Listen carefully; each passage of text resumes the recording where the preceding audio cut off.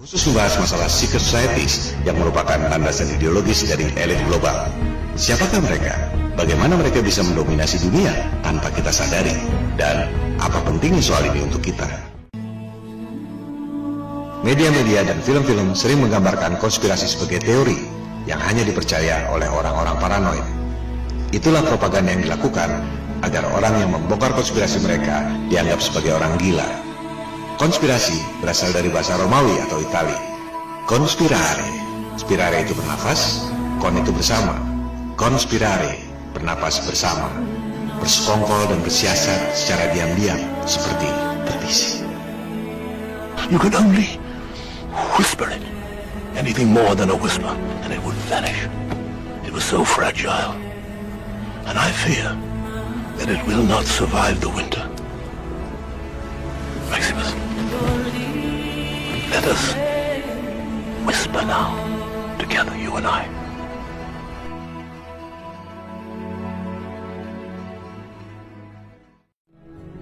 Istilah konspirasi populer lewat peristiwa tewasnya Julius Caesar.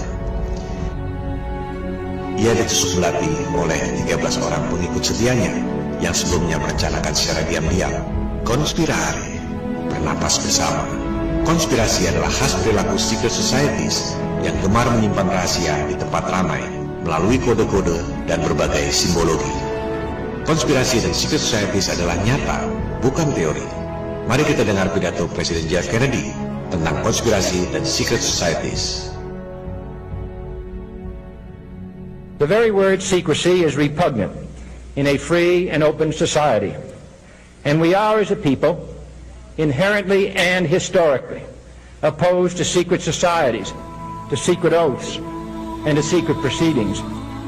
For we are opposed around the world by a monolithic and ruthless conspiracy that relies primarily on covert means for expanding its sphere of influence, on infiltration instead of invasion, on subversion instead of elections, on intimidation instead of free choice.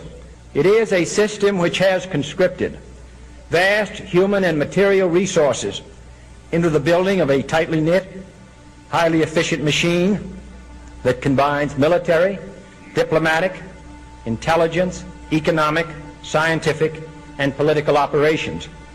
Its preparations are concealed, not published. Its mistakes are buried, not headlined. Its dissenters are silenced, not praised. No expenditure is questioned, no secret is revealed. That is why the Athenian lawmaker Solon decreed it a crime for any citizen to shrink from controversy. I am asking your help in the tremendous task of informing and alerting the American people, confident that with your help, man will be what he was born to be, free and independent.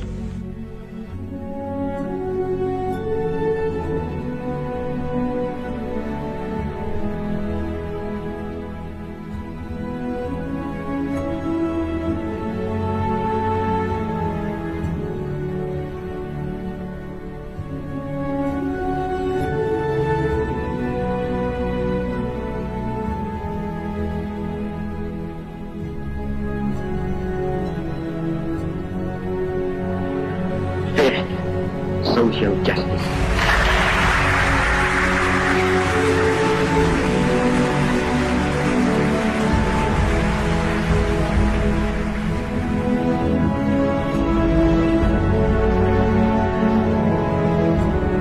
I hate imperialism. I detest colonialism.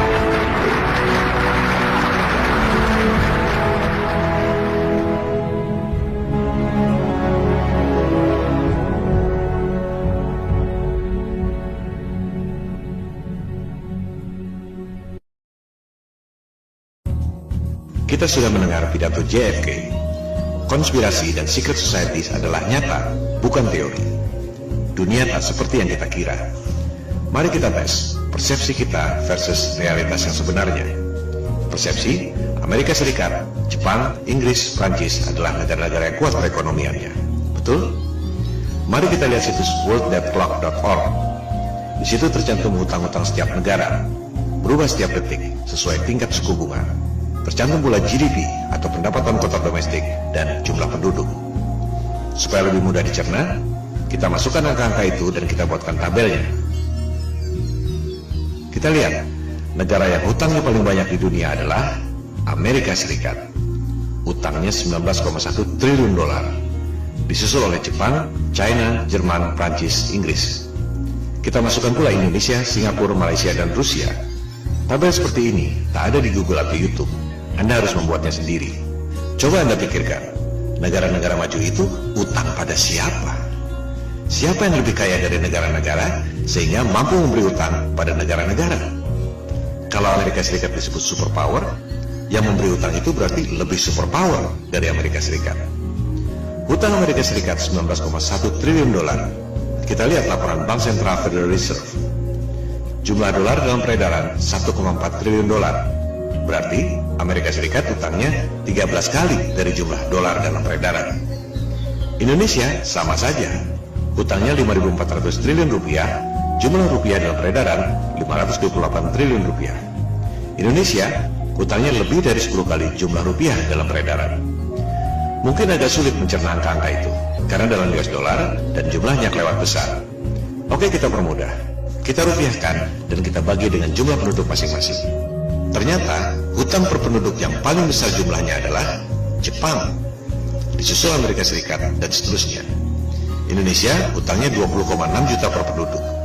Artinya, semua penduduk Indonesia, dari bayi sampai kakek nenek, rata-rata punya utang 20,6 juta rupiah per orang. Kalau di rumah Anda ada 5 orang, baik yang tinggal di rumah mewah ataupun di kolong jembatan, hutangnya 103 juta rupiah per keluarga. Padahal Anda tak pernah menerima uangnya. Itu masih mending. Jepang lebih hancur lagi. Satu orang menanggung utang 932,6 juta rupiah. Amerika Serikat, satu orang menanggung utang 788,3 juta rupiah. Mungkin ada yang mengatakan pendapatan mereka juga besar. Oke, kita bandingkan hutang per kapita dengan GDP per kapita. Meski sebenarnya GDP itu termasuk pendapatan perusahaan asing di negara yang bersangkutan, sebenarnya kurang tepat untuk menggambarkan pendapatan per penduduk. Untuk mudahnya, dalam bahasa awam, GDP ini kita sebut saja pendapatan kotor. Kita lihat, pendapatan kotor per penduduk versus hutang per penduduk. Jepang nomor 1, hutangnya satu orang 217% dari pendapatannya. Amerika Serikat nomor 2, hutangnya satu penduduk 106% dari pendapatannya. Indonesia masih mendingan, hutang per penduduk 46,7% dari pendapatannya. Inilah kelakuan elit global. Grand design-nya adalah membangkrutkan semua negara di dunia, menghancurkan semua agama di dunia, agar tunduk pada tatanan dunia baru, New World Order. Mereka sudah melakukan ini selama 250 tahun terakhir. Mereka percaya bahwa mereka adalah orang-orang terpilih yang mendapat pencerahan dari Lucifer, sang iblis. Mereka percaya bahwa mereka ditakdirkan untuk menjadi Tuhan di dunia, dan umat manusia sedunia lainnya menjadi budak-budaknya. Ideologi ini sudah ada sepanjang sejarah umat manusia. Mereka adalah titisan doktrinal dari Raja Nimrod yang membangun menara Babel menjulang tinggi ke langit untuk menantang Tuhan yang menciptakan banjir Nuh. Cara mereka memandang dunia dan kehidupan sangat beda dengan kita. Yang kita bilang iblis, mereka bilang Tuhan. Yang kita bilang pembunuhan yang keji, mereka bilang ritual kurban yang suci. Mereka adalah antitesis dari kita. The Antichrist, bahasa Arabnya Al-Masih Ad-Dajjal. Alirannya disebut Freemason, New Age. Dulunya disebut Mystery School. Itulah cikal bakal secret societies, bersembunyi di tempat ramai, seperti iblis di kegelapan yang siap memaksa manusia. Tokoh Mystery Schools modern yang paling berpengaruh ajarannya adalah Madame Blavatsky, seorang cenayang asal Rusia. Anda lihat judul bukunya, The Secret Doctrine, gabungan dari sains, agama, dan filsafat.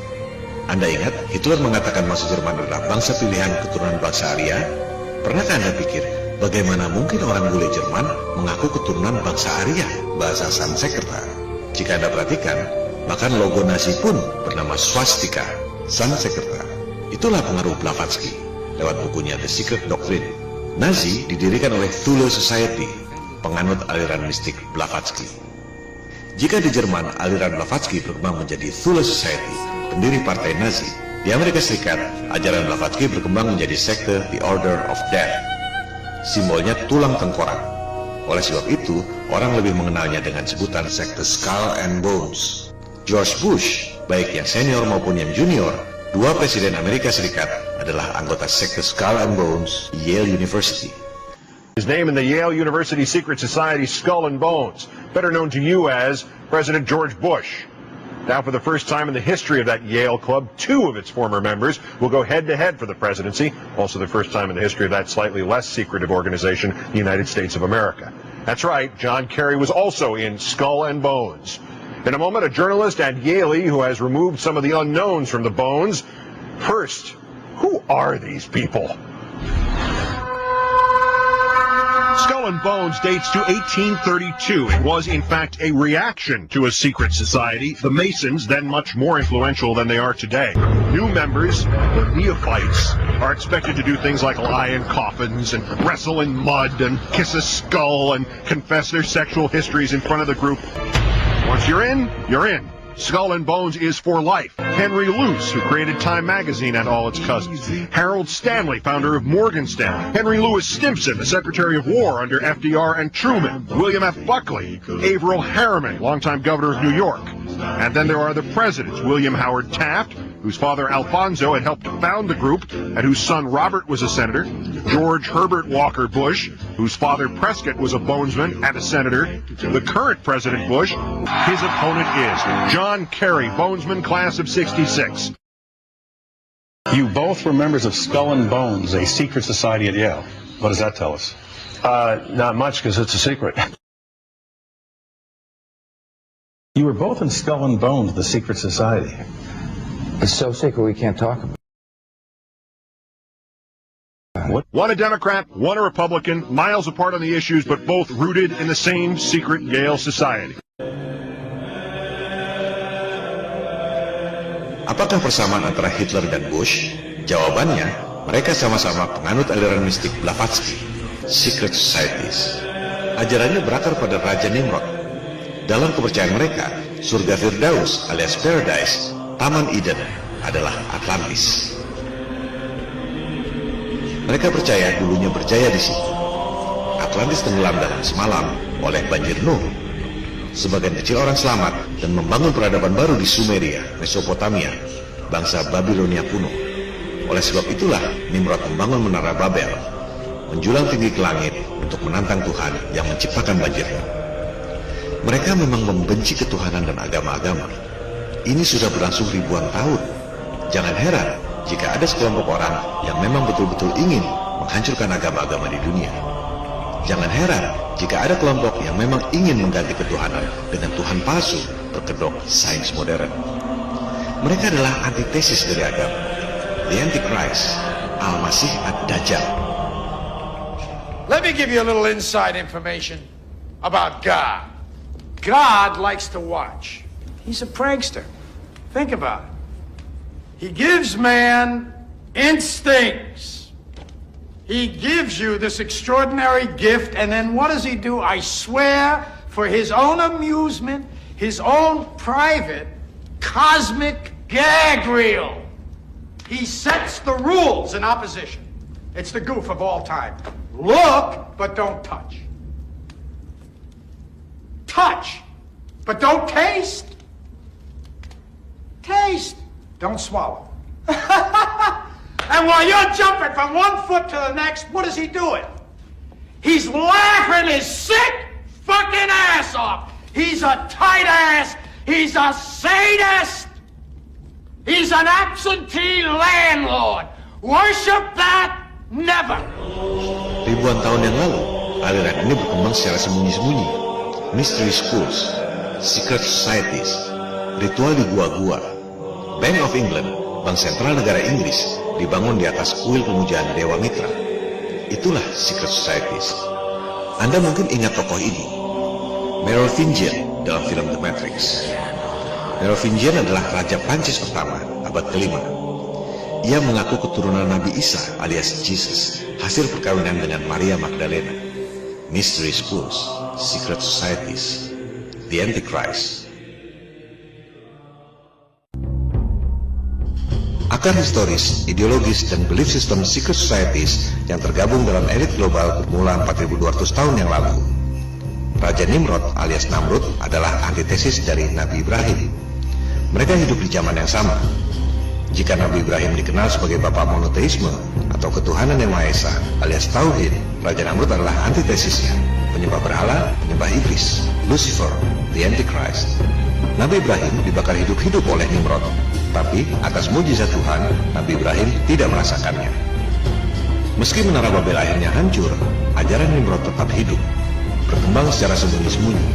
Mystery schools, secret societies. Di abad ke-5 Masehi, tercatat Merovingian, dinasti Raja Prancis pertama, menganut aliran ini.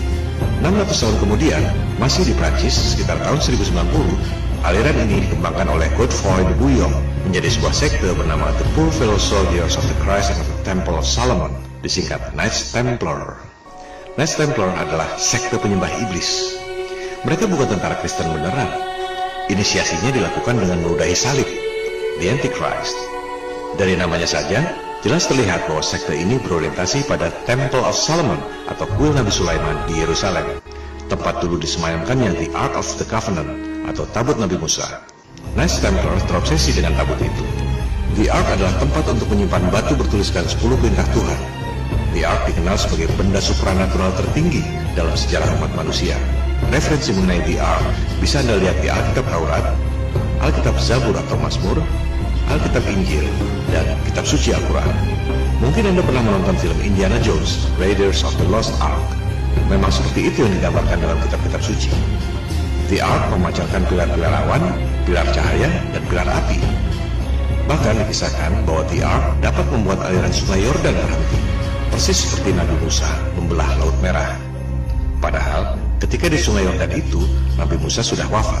Ketika akhirnya Nabi Daud berhasil membangun kerajaan di Palestina, ia memerintahkan putranya, Nabi Sulaiman, untuk membuat kuil khusus guna menyimpan The Ark.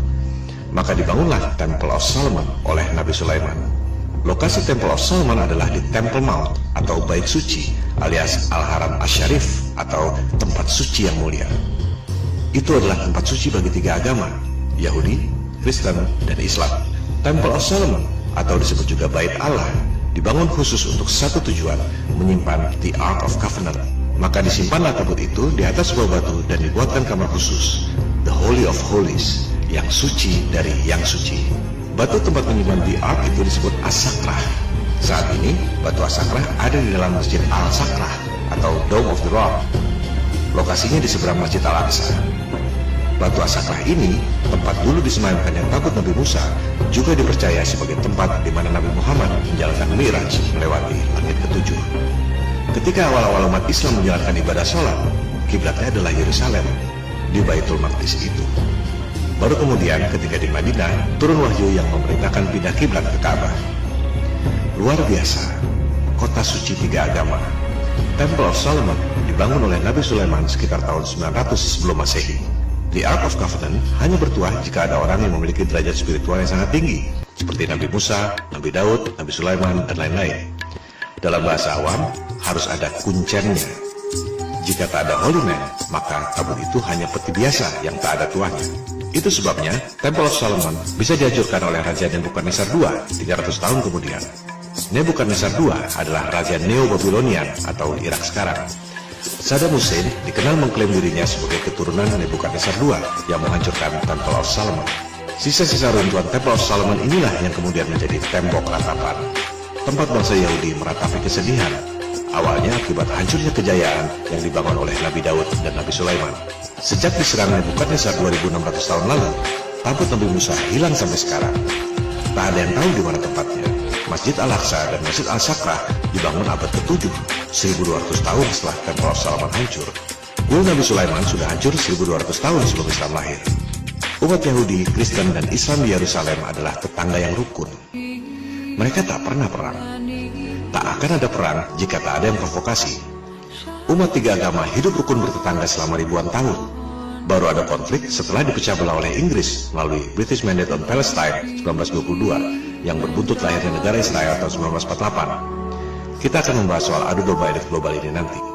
Silakan Anda buka situs Old City Jerusalem di Wikipedia. Ada keterangan di situ. Ketika Khalifah Umar bin Khattab tiba di kota suci Yerusalem, ia justru disambut hangat oleh otoritas agama Kristen di Yerusalem. Tak ada perang. Justru Umar dianggap sebagai pelindung dan penyelamat kota Yerusalem oleh pimpinan tertinggi agama Kristen di situ, yaitu Sophronius. Umar dipersilakan melaksanakan sholat di gereja Yerusalem, tapi Umar menolak karena takut suatu saat umat Islam mengklaim gereja itu sebagai tempat sholat. Umar sholat di luar gereja dan menulis surat kepada otoritas agama Kristen di situ yang isinya melindungi gereja dan melarang umat Islam mengklaim gereja itu. Inilah contoh nyata keteladanan kerukunan umat beragama yang tak diajarkan di sekolah.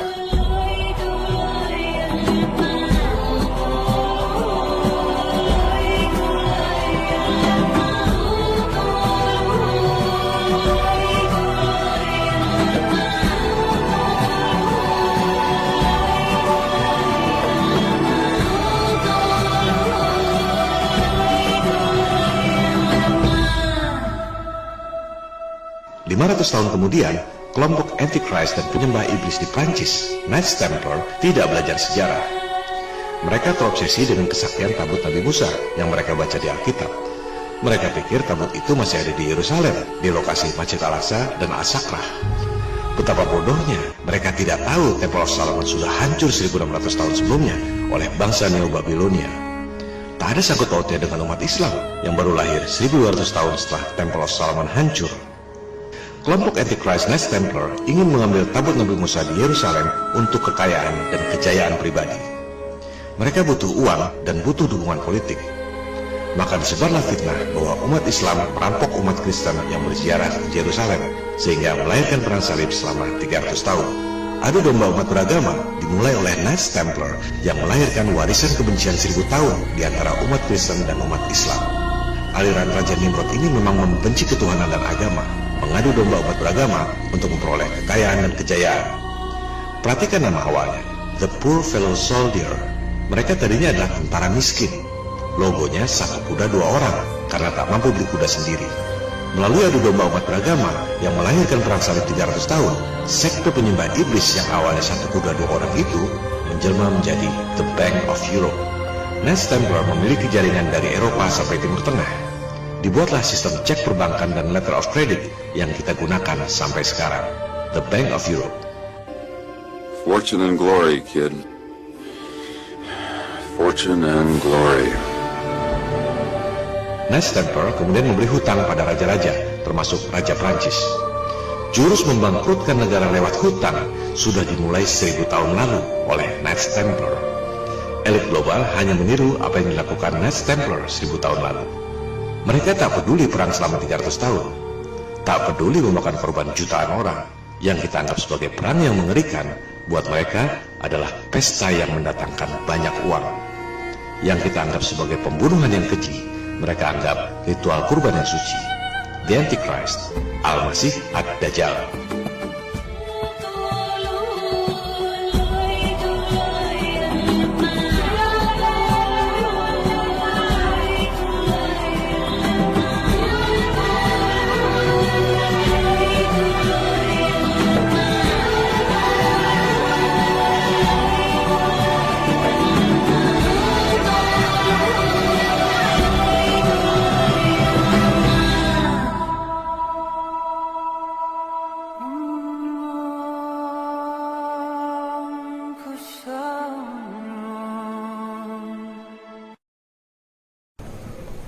What is your opinion on my crusade? God be pleased with my sacrifice. No, he won't. Why do you say that? The massacre at Akrasaya. Speak up! When you had us herd 2,500 Muslim men, women and children together, the young woman at my feet, with her hands bound, she looked up at me. There wasn't fear in her eyes. There wasn't anger. There was only pity. She knew that when you gave the order, our blades would descend upon their heads. That in that moment we would be godless. All of us. Godless.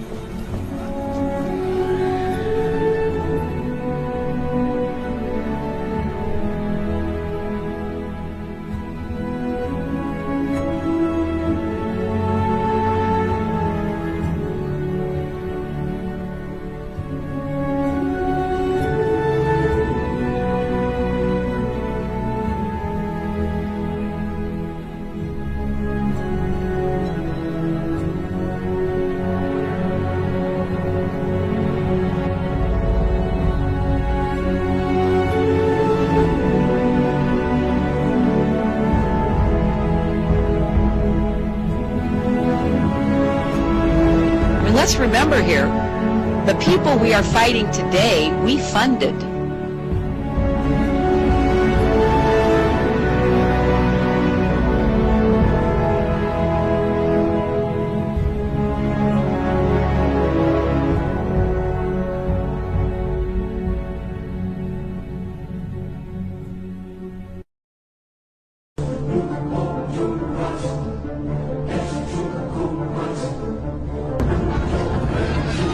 In the name of the cross, women were raped and murdered.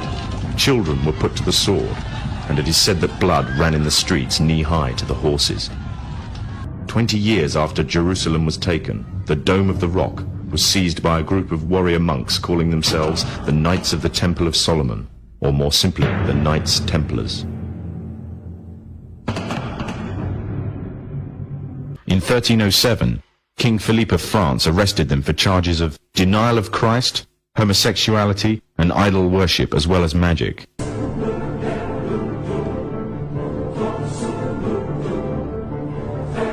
Pope Clement V declared all Templars as heretics to Christianity, ordering all their properties to be seized.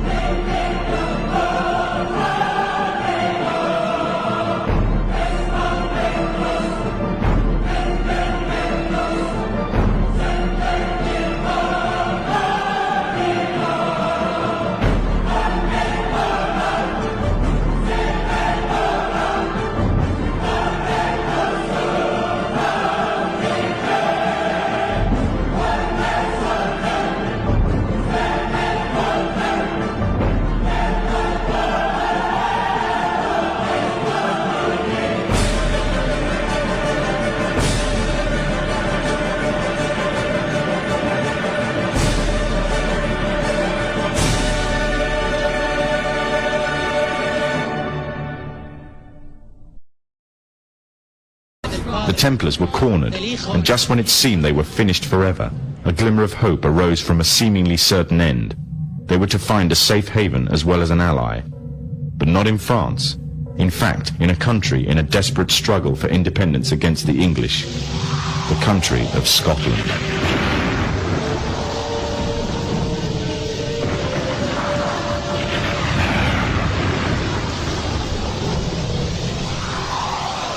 For some, Scotland's hope of independence had died with the death of William Wallace.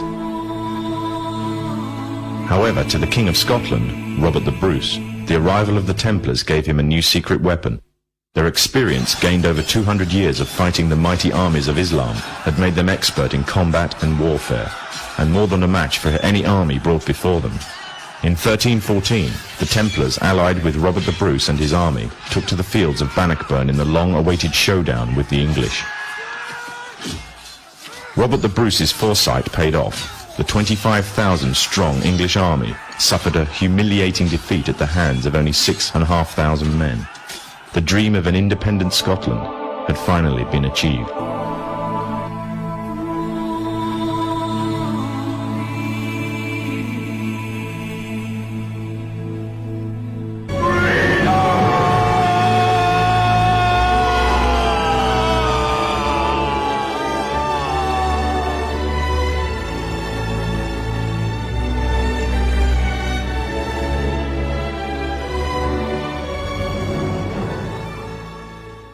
The Templars had brought themselves back from the brink of destruction, and never again would they allow themselves to be destroyed. This time they would control the country by controlling its kings.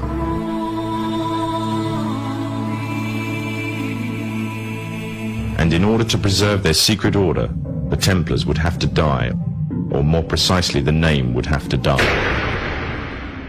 Their descendants became the true power of Scotland. In 1603, the death of Queen Elizabeth I left England without an heir to the throne. By virtue of descent, King James V of Scotland became King of England. In doing so, Scotland and England joined to form a new kingdom, and the power that the Templars held over Scotland spread to give them a firm grip on the whole of Great Britain.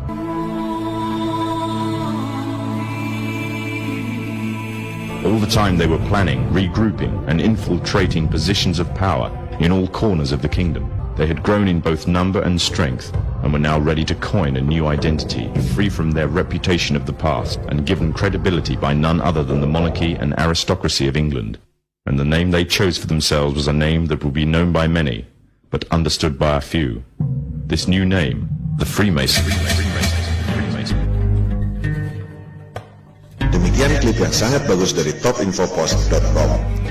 Sengaja saya cuplik agar jelas bahwa semua yang saya sampaikan dalam pemaparan konspirasi bumi datar ini bukan pendapat atau opini saya sendiri, melainkan hasil riset.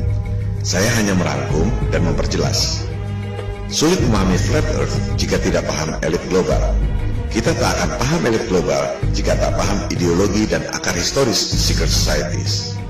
Elit global, sains modern, termasuk dogma bumi mengelilingi matahari, berakar pada hal yang sama, abad pencerahan Eropa. Anda mungkin pernah menonton film The Godfather, Mafia. Yang mungkin Anda tidak tahu, The Godfather yang sesungguhnya adalah yang melahirkan abad pencerahan Eropa. Keluarga The Medici di Florenza, Italia. Awalnya pun sama. Orang yang terlahir miskin bisa menjadi sangat powerful dan kaya. Dari situlah kemudian lahir sains modern, dogma bumi mengelilingi matahari, dan dominasi ekonomi dunia. Florence, 1389. A boy is baptized into a medieval world. He was not of noble birth. He was the son of a local merchant. His name was Cosimo de' Medici.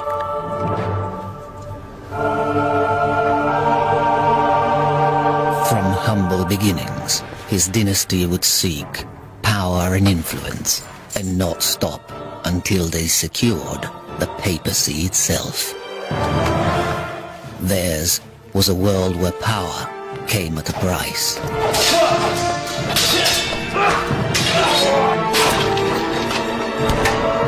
Intrigue, murder, assassination, and war.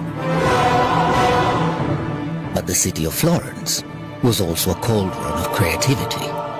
And for the greater glory of the family, the Medici would protect and pay for the greatest artists and thinkers of their age.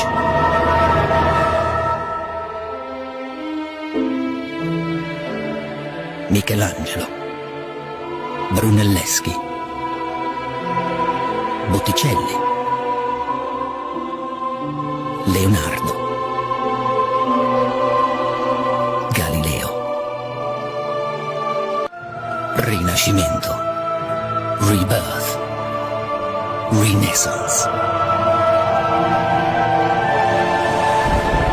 Behind it stood the Medici, godfathers of the Renaissance.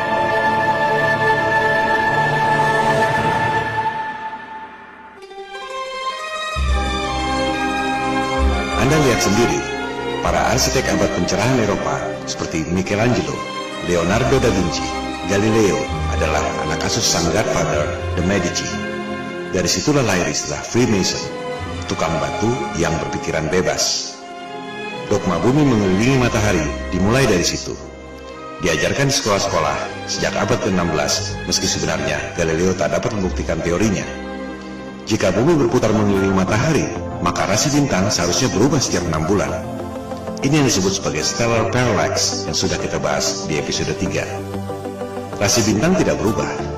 Sebaliknya, jika bumi mengelilingi matahari dan bintang-bintang itu masing-masing berpisah jarak triliunan kilometer, bagaimana mungkin semua bintang bergerak ke arah yang sama dengan kecepatan yang sama pula? Mereka mengatakan itu sebagai cosmic coincidence, kebetulan kosmik. Sama juga dengan mengatakan orang-orang ini jaraknya berjauhan. Yang satu di Bandung, satu di Surabaya, satu di Makassar, di Papua, dan lain-lain. Tapi karena kebetulan kosmik, kelihatannya sama besar dan sama kecepatannya. Itu adalah pembodohan. Mereka melakukan itu 500 tahun lalu karena kondisi politik saat itu. Kaum Freemason ingin lepas dari otoritas agama. Mereka punya dendam sejarah. Diburu, dibunuh, dibakar oleh paus dan rajanya sendiri. Dikucilkan oleh masyarakatnya sendiri. Jumlah mereka sedikit. Tak akan bisa melawan umat yang banyak. Apalagi orang rela mati demi agama. Oleh sebab itu, dogma agama harus dihancurkan lewat Tuhan palsu berkedok sains modern.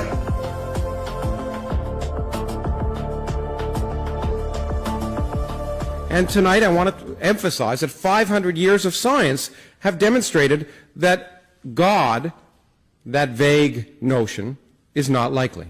It's irrational to believe in God.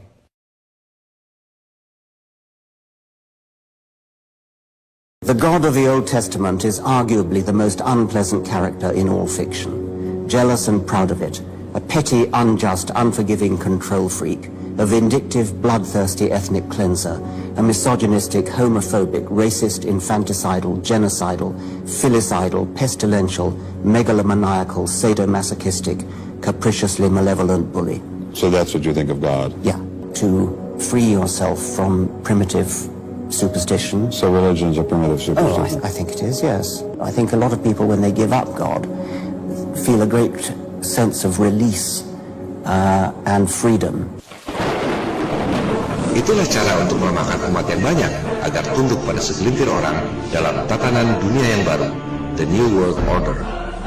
Dari kalangan Freemason itu, kemudian lahir sebuah kelompok elit yang disebut Illuminati. Kita harus berjelas di sini, tidak semua Freemason itu Illuminati. Illuminati adalah kelompok yang sangat elit dan sangat eksklusif. Bagaimana caranya mereka bisa menguasai perekonomian, politik, sains, militer, dan diplomatik dunia? Mengapa perang, teror, dan mega proyek fiktif seperti program angkasa luar itu penting bagi mereka? Dan mengapa soal Flat Earth ini bisa jadi batu sandungan buat mereka? Seperti batu kerikil yang bikin jatuh raksasa. Kita akan membahas pada episode 8. Terima kasih.